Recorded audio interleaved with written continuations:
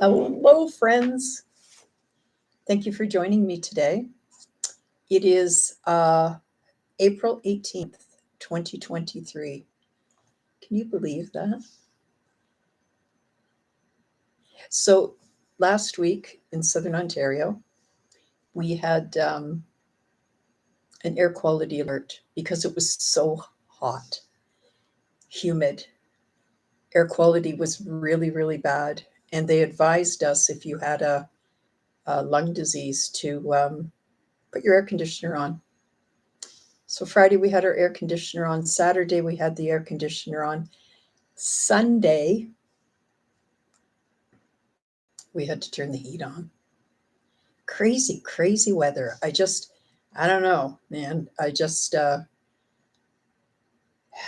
It seems like um, we get 4 seasons every day. Unbelievable. So my husband and I went shopping on Friday because it was such a nice day. And hi Beverly, how are you today? Because I was using my scooter, I could go out and still wear a mask. So I heard yesterday that our hospitals are dropping the mask regulations, but I won't be doing that. As long as I'm in my scooter and I don't have to exert myself by walking, I definitely will still wear a mask. You know, it's funny when you're in an elevator with somebody, you're in such a small environment, right? And I get in the elevator with somebody and they start coughing or sneezing, and I'm like, oh my God, get me out of here, right? So we went shopping. We had a good day. We bought a couple of things, probably that we didn't need, but anyways, it is what it is, right? Had to get a couple more flowers and plants, and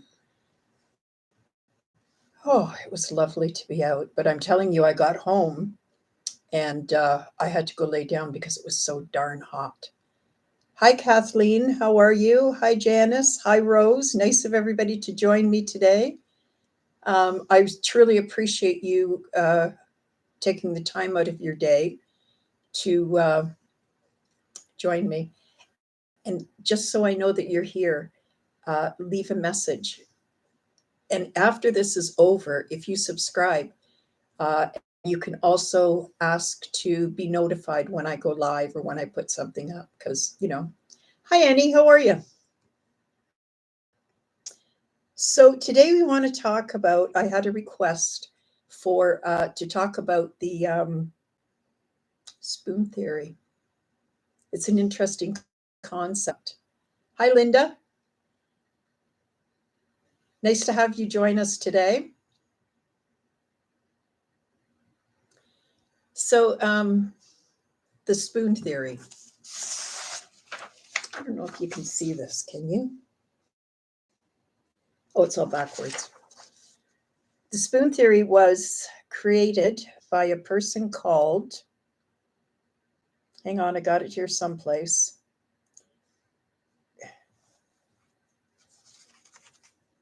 Christine Miserandino. And her site is butyoudontlooksick.com. Anybody can go on the site and probably download these pictures. And if you want to put them on your fridge.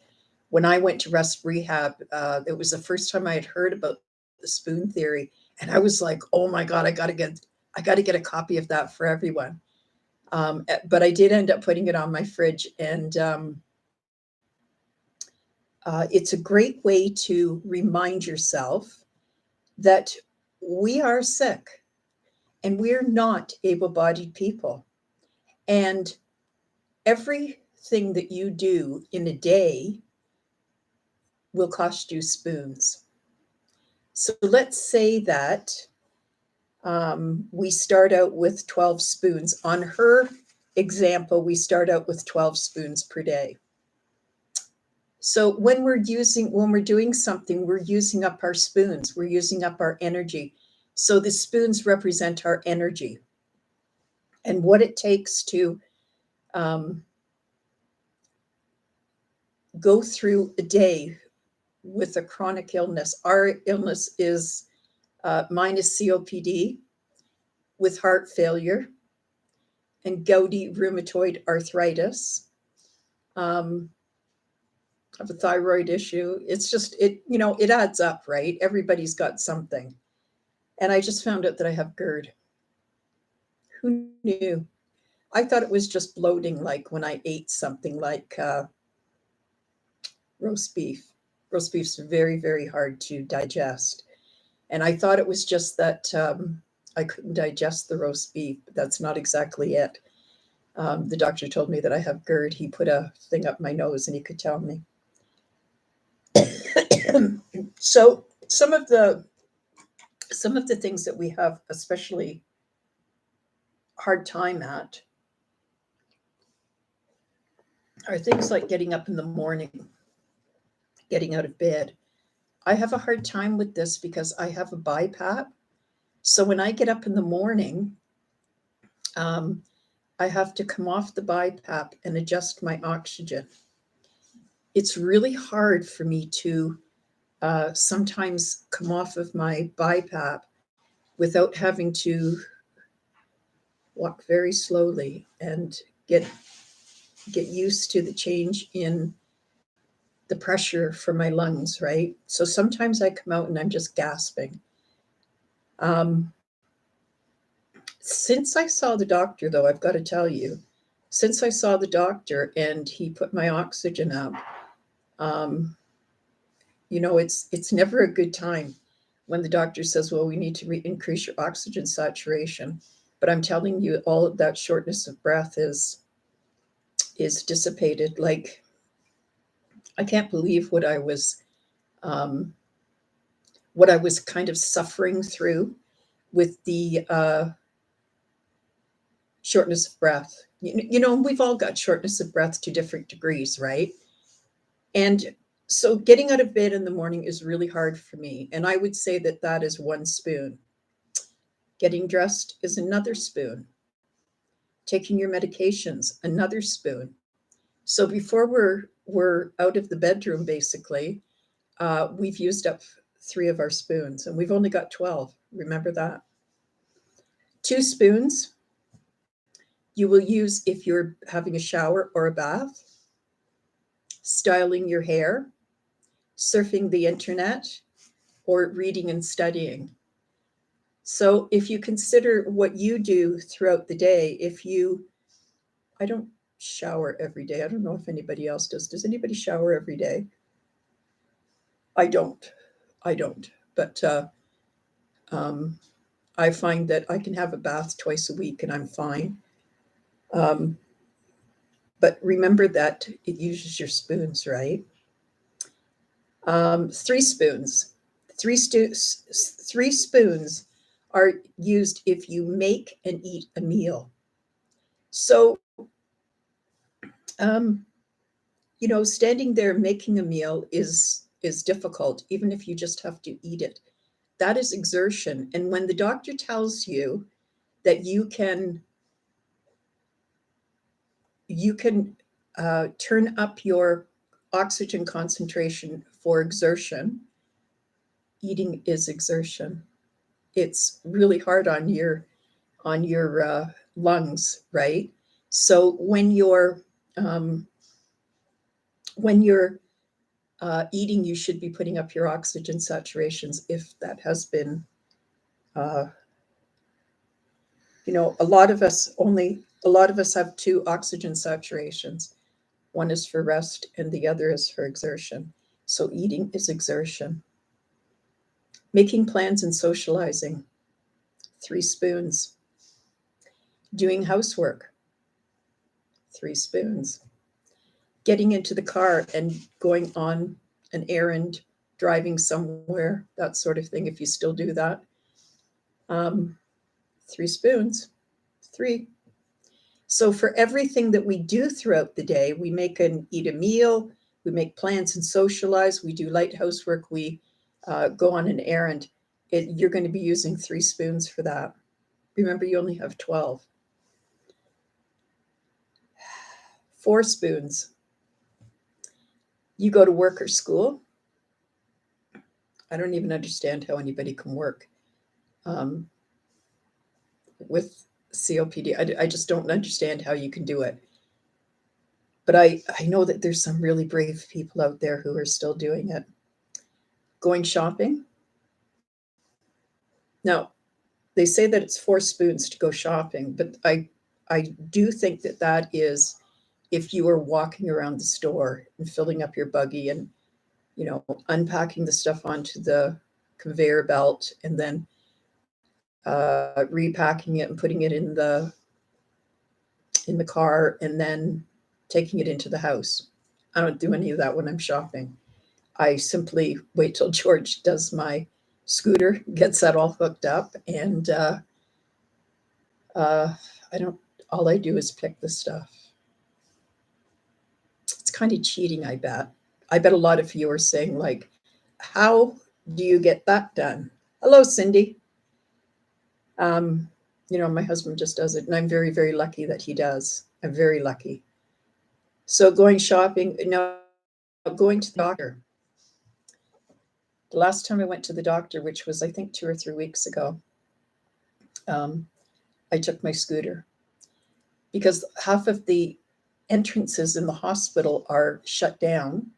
And so when you have to go from one end of the hospital to the other, it really makes a difference in how much you can do. Seeing the doctor alone, getting ready, that means that I had to get a shower in the morning, get dressed, have a meal, take my medications, get out to the car, get out of the car into the scooter, and then walk through the hospital. So I eliminate that one step, right? But going to the doctor alone does, takes a few spoons. Exercising, which is something that we should all be doing every day. I know some people don't exercise, but you really should. You should be doing something to be moving around and maintaining some muscle mass. Because if we don't, if we're not exercising, then you lose muscle mass, and that means that it's harder to carry your upper body. So, your lungs are very compromised, and they can't. The other thing about our lungs is that, at least for me, I have what's called a barrel chest. And a barrel chest means that your lungs have expanded so much from emphysema that it's pushing on your rib cage. Your rib cage becomes bigger. And that's one of the reasons why it's so hard for us to wear bras. There's no men here, right? That's why it's so hard for us to wear bras, because barrel chest, it's very uncomfortable, absolutely and totally uncomfortable. And I certainly can feel it. Once the doctor explained to me what a barrel chest was, I went, oh, I get it now. So Christine likes to start with 12 spoons. How many spoons you've got depends on, or how many spoons you have to start the day depends on how many you want. But you have to set up a system that only you can do using 1, 2, 3, or 4 spoons. Nobody can actually tell you what it takes for you to get out of bed in the morning. Some people can jump out of bed. Well, I don't think we're jumping out of bed, but I think that some of us are it's easier to get up in the morning than others. I don't sleep well at night, and I've talked about this quite a bit before. Hi, Nicola, how are you? I don't sleep well at night. I never have. It's been years since I've had a good sleep. So I wake up and I kind of just lay there dozing on and off for a couple of hours. Eventually, I get back to sleep, which is tough. It takes me a long time to get to sleep, anyways. And then I'll finally get back to sleep, but then I've missed a couple of hours sleep. So where my husband gets up at 8 o'clock every morning, he opens his eyes, he gets up. I'm just rolling over and having a little bit of a rest, or a little bit more of a rest. So whatever the activity is, it's up to you to say, and only you can say. Nobody can tell you about it. Only you can say how many spoons this activity is taking us. I hear that people bathe every day or have a shower every day. I don't get it, right? That's an excellent idea. Kathleen says that my arthritis makes it difficult for me to get out of bed, so I do a few exercises first. And I was told this in rest rehab, that before you get out of bed, you should be moving your ankles and your feet, move your arms and your elbows, just get some of that blood flowing, and some of the kinks out, if you will. And when you have arthritis, this is really, really important. Arthritis is an autoimmune disease, very similar to COPD, where it's inflammatory. So having COPD and arthritis, can be a real tough combination. So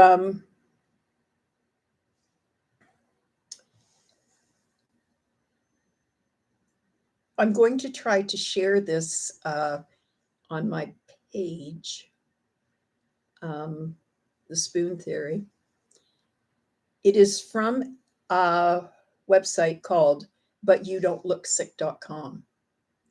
And Christine doesn't have COPD. She has fibromyalgia, which is a little bit different than ours, right? So it's okay. The point is that it's a way to explain to able-bodied people, and only you can do this because it is your disease and your disease alone, or your chronic illness and yours alone.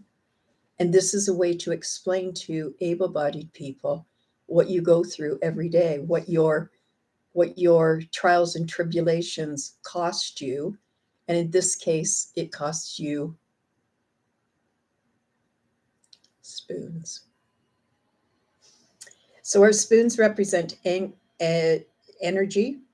And as we use or go along our day, we use more energy in the way of spoons. And at the end of the day, we sometimes don't have enough spoons left. And I find this sometimes, that I get to the end of the day and I really want to have a rest. I don't want to rest during the day, because I don't sleep at night, right? But if I get to 4 o'clock in the afternoon and I can't do anything else, I have no option but to go in and have a rest. It's the only way that I'm going to get more spoons, if you will. So yeah, have a look at it. Go to YouTube and look at the spoon theory. You'll see lots of articles in there. It's explained many, many, many times in there, and probably better than I've done it. But I hope that you will consider recording how many spoons you use for each activity that you do. It's sometimes enlightening to see, right, that we don't even realize half the time how much energy we are actually using on a task. And you might find that, some of the activities can be lessened, or it can be, oh,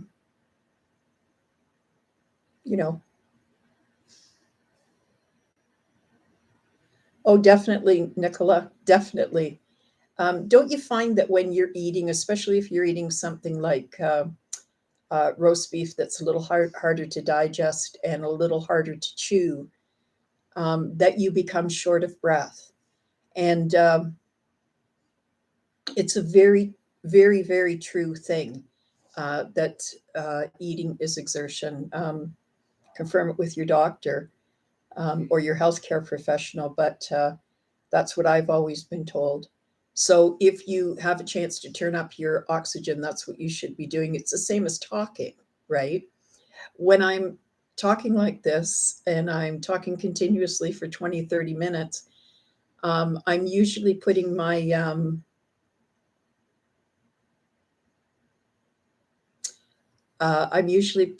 oxygen up if I have to, if I eat. Now, you have to be careful because you don't want it to the point where it's going to put your oxygen saturation higher. But you certainly wouldn't want to be taking your oxygen off to eat because it's essential, right?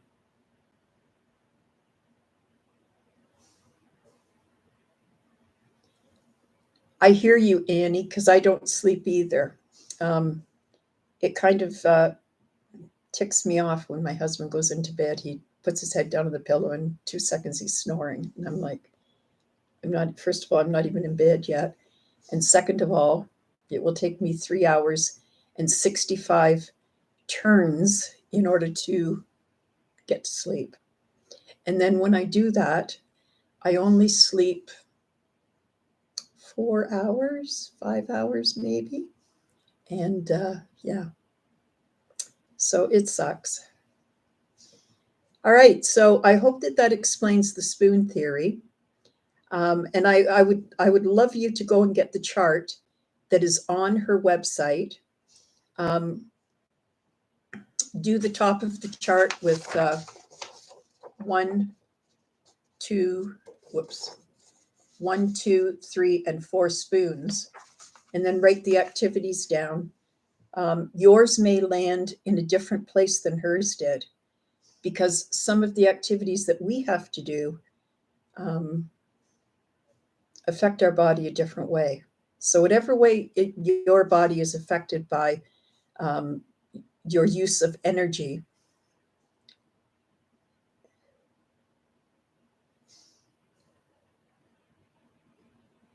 yes, I hear you, Annie. Annie says she gets tired of after eating and has to want a nap every day now. Yeah, I know. And sometimes that's why we cut our meals in half. So for breakfast, I have 2 eggs, and then at 10:30, I'll have a banana. Then for lunch, I'll have a half a sandwich, and at 2:30, I'll have a snack, whatever, right? Because it helps to conserve some of that energy, right? And we must do what we can to conserve energy. Anytime that we can, we must conserve energy. Anxiety also uses spoons, something that we all have from not being able to catch our breath. Anxiety, right? So think about how many times your anxiety peaks every day and how many spoons is it taking. I appreciate everybody who joined me today, and I would love to have you like and subscribe to my page so that you will get notifications when I go live. This is Barbara Moore for Catch Your Breath 60. Thank you for today.